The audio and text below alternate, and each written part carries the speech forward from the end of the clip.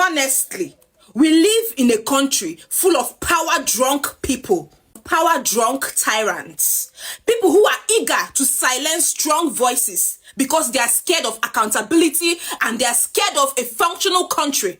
Justice Crack, as a concerned citizen, made a video demanding for a better welfare of the army. How is that a crime? How is that a crime? Everything is wrong in this country. Everything.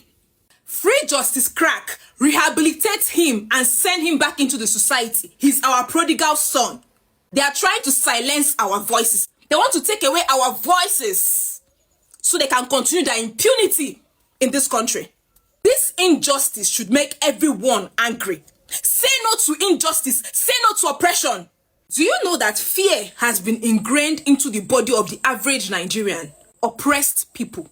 That is why you see them applauding the oppressors. You'll be hearing things like, I'm not doing justice for you. If they come for you, that won't concern you. Fear has been ingrained into the body of the average Nigerian. As an ordinary Nigerian, never you applaud oppression because it can be you tomorrow. The only thing we have as ordinary citizens in this country is our voices, and we will not let anyone take it away from us. The people are beginning to lose their fear.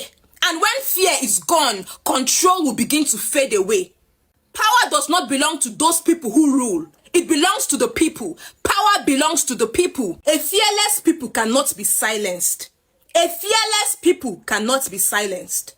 Say no to injustice. Say no to oppression. Enough is enough. Free Justice Crack and every innocent youth that are languishing in jail. The youths are already angry. They are just waiting for something to trigger them to go to the streets to protest. And when that happens, all I can say is,